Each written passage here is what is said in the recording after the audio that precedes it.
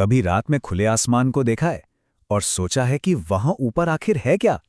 तो चलिए आज हम उसी अनंत ब्रह्मांड की एक यात्रा पर निकलते हैं और देखते हैं कि ये कितना विशाल है और इसमें चमकने वाले तारों की कहानी क्या है। तो आज हमारी इस यात्रा में 4 पड़ाव होंगे। सबसे पहले हम ब्रह्मांड के साइज को समझने की कोशिश करेंगे। फिर हम गैलेक्सीज और तारों की दुनिया में उतरेंगे। इसके बाद हम एक तारे की पूरी जिंदगी को देखेंगे, उसके जन्म से लेकर उसके अंत तक।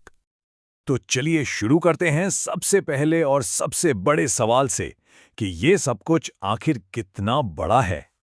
और ये समझने के लिए सबसे पहला सवाल जो दिमाग में आता है वो यही है, हमारा ब्रह्मांड आखिर कितना बड़ा है? तो देखिए, ब्रह्मांड में तारों की जो अनुमानित संख्या है वो है 10 के ऊपर 22 की पावर, मतलब 1 के आगे 22 जीरो।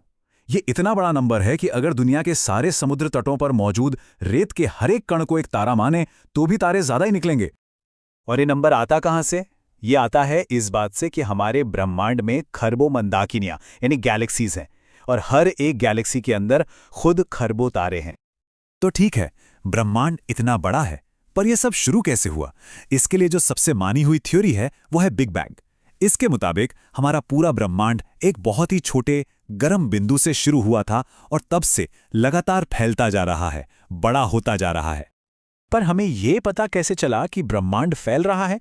इसका सबूत मिलता है रेड शिफ्ट से। जैसे कोई एम्बुलेंस हमसे दूर जाती है तो उसकी आवाज़ बदल जाती है ना, बिल्कुल वैसे ही जब कोई गैलेक्सी हमसे दूर जाती है तो उससे आने वाली रोशनी लाल रंग की तरफ खिसक जाती है और यही सबूत है कि सब कुछ फैल रहा है।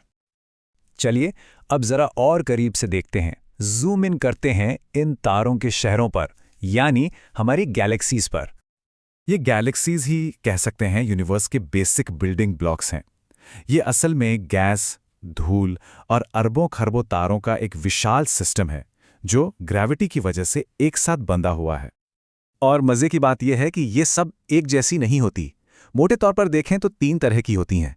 स्पाइरल, जिनके घुमावदार हाथ होते हैं, एलिप्टिकल, जो अंडे जैसी दिखती हैं, और इर्रेगुलर, जिनका कोई फिक्स शेप नहीं होता। और हमारा घर, हमारी मिल्की वे, वो एक खूबसूरत स्पाइरल गैलेक्सी है और हमारा सूरज इसके बिल्कुल सेंटर में नहीं है, बल्कि सेंटर से लगभग 2/3 रास्ते पर इसकी एक भुजा में मौजूद है। अब एक बहुत ही इंटरेस्टिंग चीज है, तारों का रंग। इससे उनके बारे में सब कुछ पता चल जाता है। जो सबसे हॉट, सबसे मैसिव तारे होते हैं ना, वो नीले रंग के दिखते हैं। और फिर आते हैं हमारे सूरज जैसे तारे, जो बीच के टेम्परेचर वाले होते हैं। ये पीले या सफेद दिखते हैं। और आखिर में जो सबसे ठंडे तारे होते हैं वो एकदम लाल दिखते हैं, जैसे कोई दहकता हुआ अंगारा हो। तो तारों के रंग से हमें उनके टेम्परेचर का पता चलता है। पर एक और ज़रूरी बात है, ये तारे हमेशा नहीं रहते, इनकी भी एक पूरी लाइफ होती है। जन्म होता है, जीते हैं और फिर एक दिन खत्म हो जाते हैं। तो हर तारे की कहानी शुरू होती है एक नेबुला से। ये क्या होता है? ये गैस और धूल का एक बहुत बड़ा बादल होता है। समझिए एक तरह की कॉस्मिक नर्सरी जहां तारे पैदा होते हैं। तो होता क्या है? सबसे पहले ग्रेविटी इस गैस और धूल को एक साथ खींचती है और एक गर्म गोला बनता है जिसे कहते हैं प्रोटोस्टार। फिर जब यह काफी गर्म हो जाता है तो इसके अंदर न्यूक्लियर फ्यूजन शुरू हो जाता है और बूम, एक असली तारा बन जाता है। और फिर करोड़ों अरबों साल बाद जब इसका फ्यूल खत्म होने लगता है तो ये फूल कर एक रेड जायंट बन जाता है। अब आता है सबसे ड्रामेटिक पार्ट, एक तारे का अंत। और ये अंत ब्रह्मांड के सबसे शानदार नज़ारों में से एक हो सकता है। और कोई तारा कैसे खत्म होगा, ये बस एक चीज पर डिपेंड करता है, उसका मास, यानी वो कितना बड़ा है। और यहीं से कहानी 2 अलग-अलग रास्तों पर चली जाती है, एक शांत मौत या एक जबरदस्त धमाका।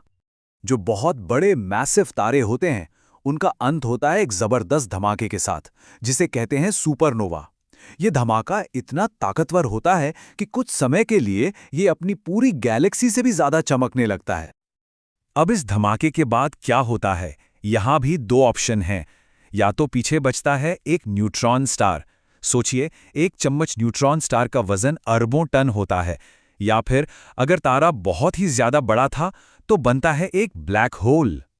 ब्लैक होल को हम सीधे देख ही नहीं सकते।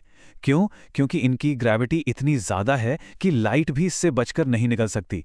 ये सचमुच स्पेस में एक अदृश्य जाल की तरह हैं, जिससे कोई नहीं बच सकता।